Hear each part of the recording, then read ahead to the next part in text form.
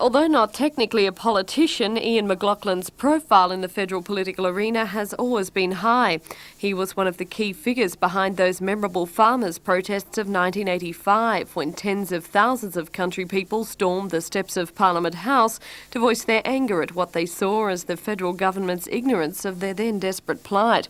And in 1978, in an unprecedented move, McLachlan was the man who led producers onto the docks in Adelaide to load their own livestock when a waterside workers' strike threatened exports.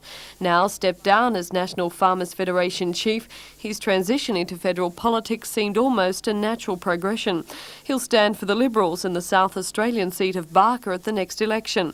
It's a move that hasn't gone unnoticed by political analysts or by media magnate Rupert Murdoch, who in a recent outburst described him as the badly needed replacement for Andrew Peacock as opposition leader.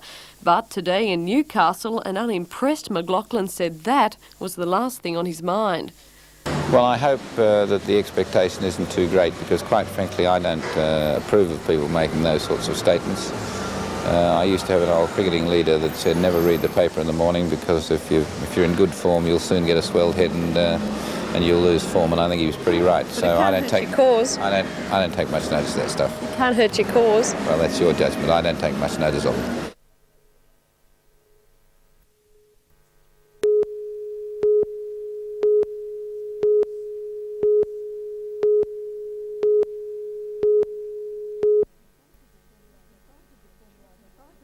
The site of the former RAAF base at Rathmines has been steeped in controversy since it was bought by the council in 1962. 27 years on, and there's yet another chapter in its checkered history. In a surprise move, Lake Macquarie Council has decided to withdraw from an agreement to lease the land for a multi-million-dollar marina development. Mayor Alderman Ivan Welsh says the turnaround was prompted by community opposition, together with fears that the marina may not prove viable. Existing marinas on the lake have at best an 80% occupancy rate. At present, the Rathmines site remains zoned for marine business. Opponents to the marina development hope to see the site rezoned to ensure continued public access. It's well known that we're chasing Green Point for open space. We're chasing 50 hectares at Bolton Point. There's the possibility of negotiations with the state government for purchase of at least part or whole of the Morisset Hospital grounds. And while we're chasing purchase of those, or negotiating purchase of those, it seems, well, I would like to see our own land that we own that's got waterfront boundaries preserved for the public for future use. The Rathmines Progress Association spearheaded the campaign against the proposed marina. Today, its members are delighted by Council's change of heart. Still, they say their battle won't be won until Council rezones the prime foreshore site.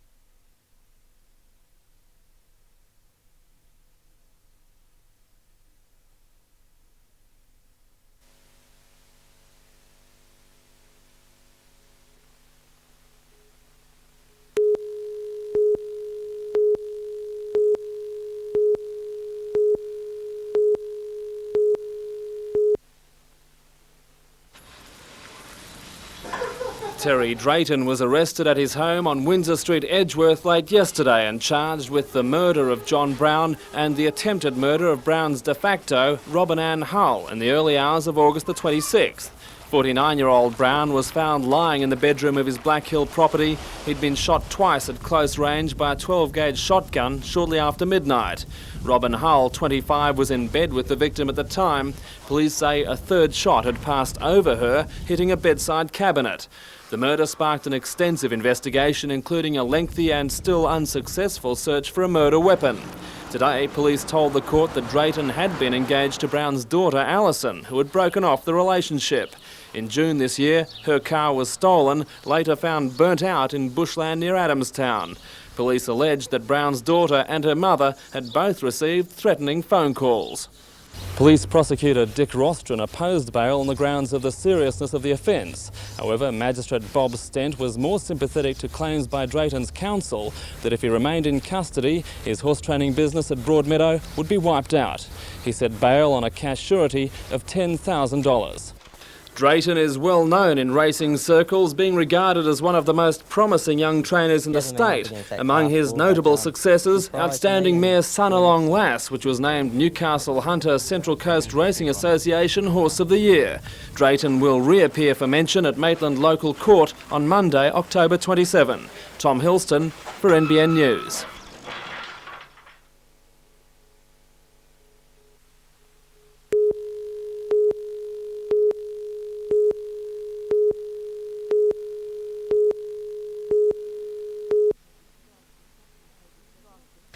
This draft discussion paper says nothing substantially new. It's part of the lengthy planning process that began in 1982. But its implications concern all Hunter Hospital employees who've been invited to give their views on it by the end of this month. There's a need to review the impact on our existing hospitals. This could have been done in a number of ways, but we would prefer to identify the possible consequences and ask people to give us some feedback on the implications of those things and whether the proposals that we've put forward look reasonable rather than making a final decision. It's suggested that when the state-of-the-art John Hunter Hospital is up and running, other hospitals will expand their existing areas of expertise. For the Royal Newcastle, it could be orthopaedics and elective surgery, the Mater, oncology and Wallsend, geriatric and community care, while all retaining their district hospital status. Dr Hardies, responsible for the paper, believes there's bound to be some opposition and concern. I think there will be. The local hospitals obviously have provided a good service so far. They're concerned that service is not diminished in any way. Feedback from the hospitals will be presented in a formal document to the Hunter Area Health Services Board, but no actual changes are expected to take place until 1991.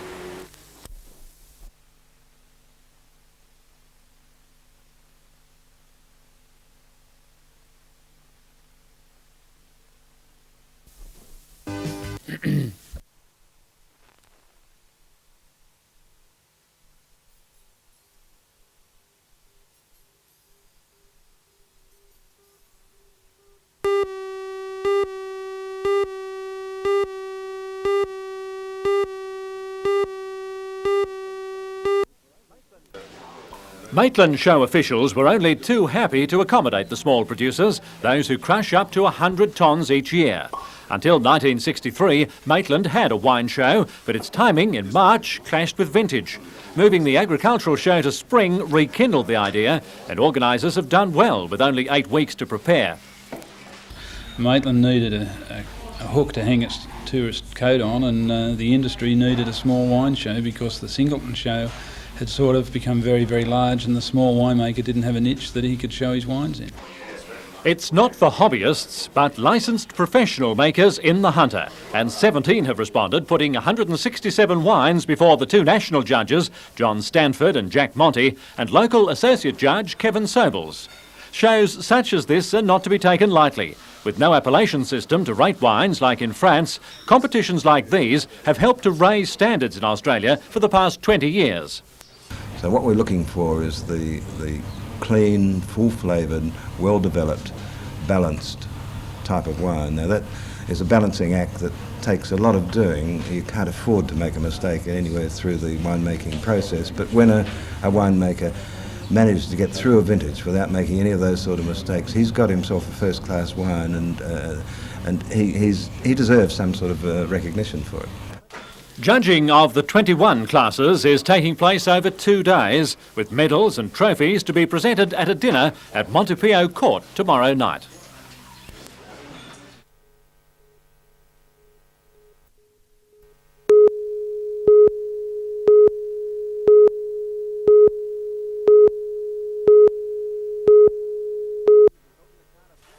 To be held at the Cardiff Workers Club, the Knights will further encourage the youth of the Hunter Valley by awarding 3 scholarships to players from the SG Ball Under-17s, along with the Mayor of Lake Macquarie, Ivan Welsh, awarding the keys of the city to the club and the Excalibur Players Player Trophies. All interest will be centred on who will be named the Cardiff Workers Club Player of the Year. And it's a hot field that's in line for the prestigious award. Gary Worth, a recruit from Eastern Suburbs, made the fullback position his own and went on to represent country in the annual clash with City. Many pundits thought he was unlucky in not being chosen for the State of Origin team. Peter Johnston has been the unsung hero of the mighty forward pack, and his ball distribution was a telling factor in many a raid on the opposition line. He's right in contention.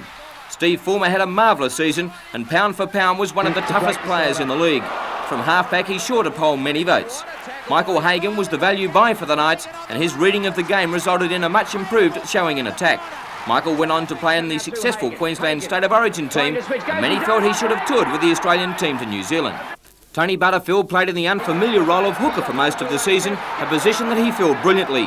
Butts gave 110% every weekend and was rewarded with City selection. Mark Sargent's form in 1989 was outstanding, and he was the form front rower in the Winfield Cup for the great majority of the year. Mark was awarded the ultimate prize in rugby league, the Rathmines medal, along with Gavin Miller, and he will be hard to toss on Sunday night.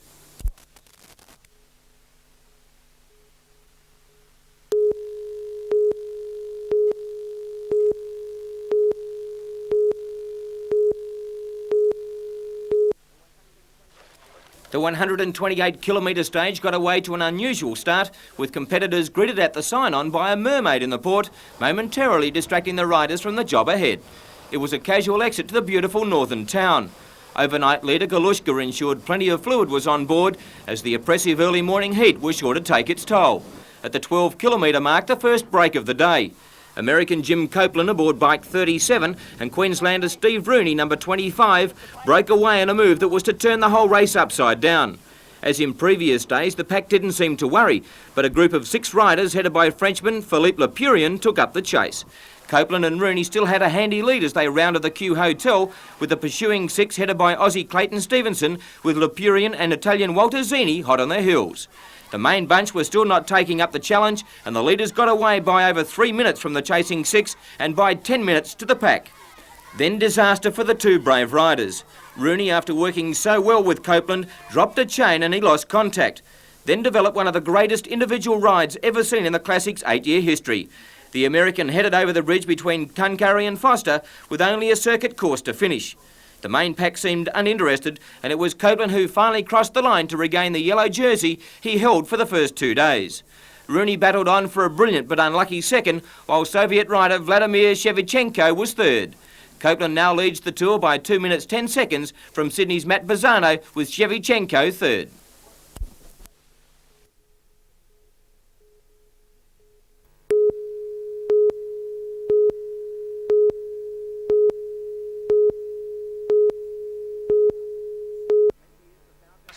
For many years, the Falcons have needed that extra big man under the basket, and this year it was Bill Jones and Neil Turner who carried the duties. Ken Cole's answer may come in the form of Brisbane Bullets and Australian centre John the Chicken Man Dodge. Dodge will be in Newcastle next week to try and come to terms with the Falcons, and Cole is confident he will be here next year. And Dodge is the kind of player he's looking for. We really need 1 or 2 players like that to give us a little bit of muscle inside and a bit more security with some of our young players. So I think John Dodge would be a huge key for us. Ken, you're just about to tour the United States. You've got a couple of people in mind that are playing in the States at the moment. We're taking the whole team away, and we're adding over there, probably at the halfway mark, a player from the Mississippi, from the deep south area, a 6'9", a rebounder who led the scorers in the Southern California Pro League, and he's the current leading scorer down in Mexico at the moment, a boy called Greg Lazard. And we're very interested in looking at Lazard for next season. Only 2 players have not been re-signed by the Falcons. Point guard Sean Dennis is uncertain about his future, as his wife may be forced to take up a teaching position elsewhere. And the man with the pressure on his shoulders because of an unsuccessful naturalisation bid is Bill Jones, and he will be looking forward to a big tour of the USA.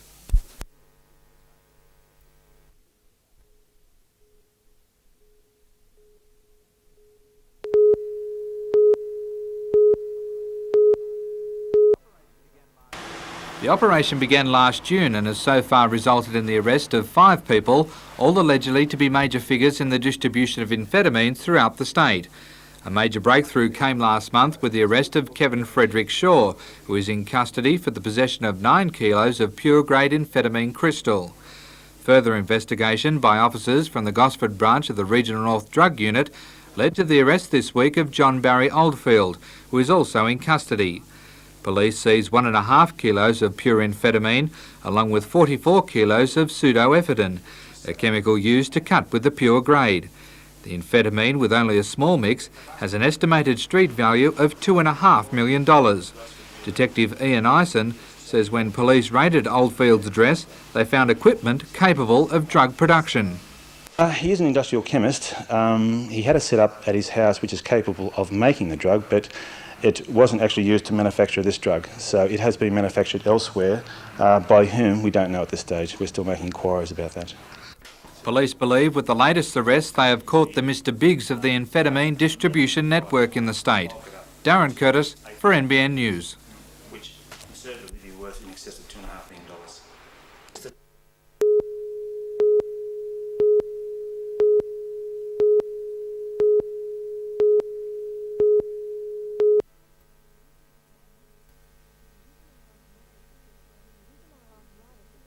Juvenile arthritis affects 1 in every 1,500 children. 17-year-old Miriam Buckhorn has suffered from the disease since she was 9. Nearly every joint in her body is affected by stiffness and swelling. For Miriam, the disease is most painful in her fingers, but you'd never know that by the way Miriam plays the piano.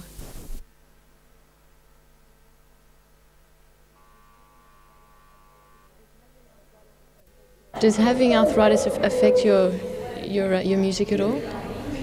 Well, I think so, but you can't really tell because I never really played it before I didn't have arthritis.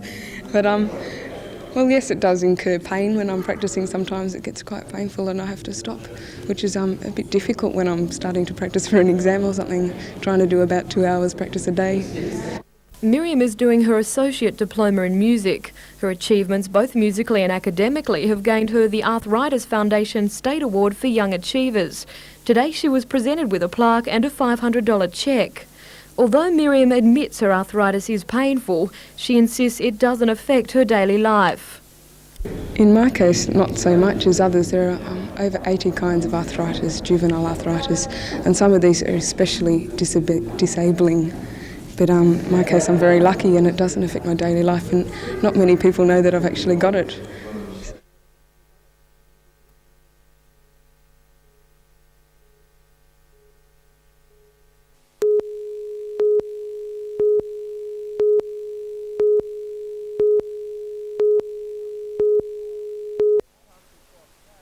They've come to swap tales and share a passion for a graceful age of flying. All members of the Australian Antique Airline Association, the pilots flying planes ranging from 40 to 60 years of age, have little time for the modern era. But the difference that I feel is if you've had the privilege of flying a Tiger or a Gypsy as against the 172s or the Pipers, it's like chalk and cheese. You know, you're going from point A to point B in one, whereas you can do so many different things. You get a better feeling flying the old rag and tubes. Max Honeysett's Gypsy Moth is one of only 3 in Australia and 6 in the world. Built in 1926, it's the preceding model to the Tiger Moth and is worth well in excess of $100,000. The plane was flown as a postal plane in Canada in the 20s and in the Flying Doctor service in Darwin in the 30s. This bizarre-looking craft, the Flying Flea designed in the 30s, put French aviators in a spin with its unusual design. For the collectors, it's an all-engrossing search for spare parts or rare craft. Ray and Wendy McWilliams shipped their 1946 Silver Luscombe, the world's first all-metal light aeroplane, in pieces from the US. Do you think perhaps you might be a little bit eccentric? Probably. But I suppose it's no different to people who own old cars or old motorbikes or go sailing in very old boats and things. So, yes, probably.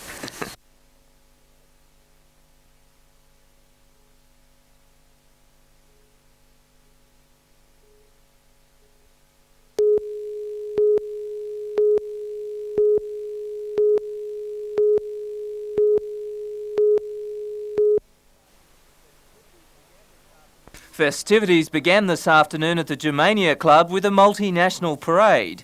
Oktoberfest started 120 years ago, celebrating the marriage of a young German king in Munich. And the party hasn't stopped. Drinking, dancing, eating, have entertainment and things like that, And officially declare the 1989 Oktoberfest open. Launched with a bang and traditional dance, it was time for a beer and, of course, that famous German sausage.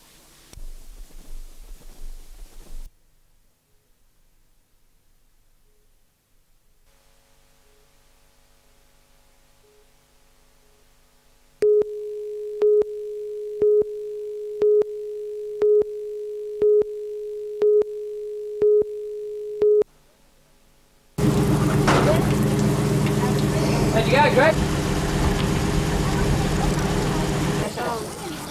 Oh, Jesus, you're never far away, I'll tell you that.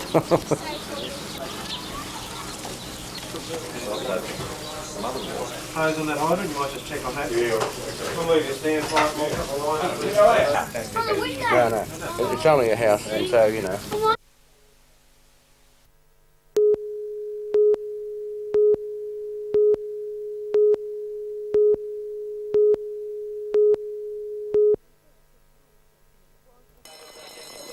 It was the rebirth of harness racing in the Hunter. Long saddled with a showground paceway so small it was almost considered dangerous, Newcastle was at last able to show off a facility that even by world standards is exceptional. And pacing fans, both local and statewide, were there to share in the thrill. The track's key feature is its size, a whopping 940 metres around and 90 metres wide. It stands second only to the highly regarded Albion Park Paceway in Brisbane. It means the track has the capability of producing some of the fastest times in Australia, and already the nation's leading harness racing identities have jumped on the bandwagon. Last night, names such as David Aitken and Chris Gleeson lined up behind some of Australia's most exciting standard-bred horses. Even the state sports minister Bob Rollins-Smith was there, his task to officially open the new track. But the main event of the night was the Foster's Invitation, and it drew a star-studded field including classy 5-year-old Rolliella. Before the race, the horse looked great, but of course the moment of truth is the actual race itself. It was a picture-perfect start to the race, as this NBN camera shot from the track's new mobile shows.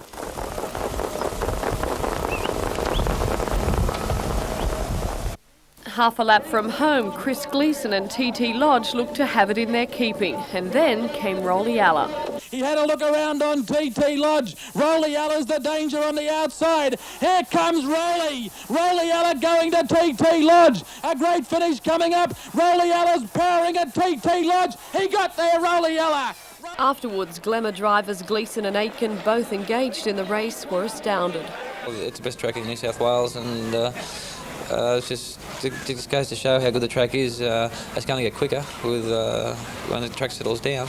Oh, sensational! It's just sensational. The track. It's I love driving on Albion Park over Brisbane, and this track's just as good.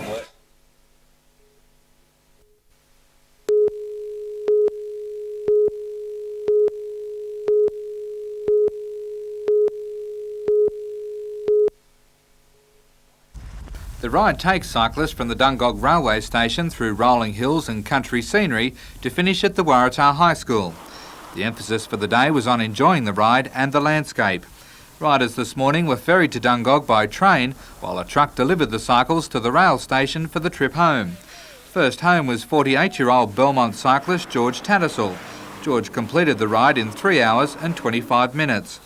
The 85-kilometre trip was rated by all participants as a great success under clear skies, and while many were certain it wasn't as gruelling as a Commonwealth Bank Classic, it definitely was a leisurely way to celebrate Bicycle Week.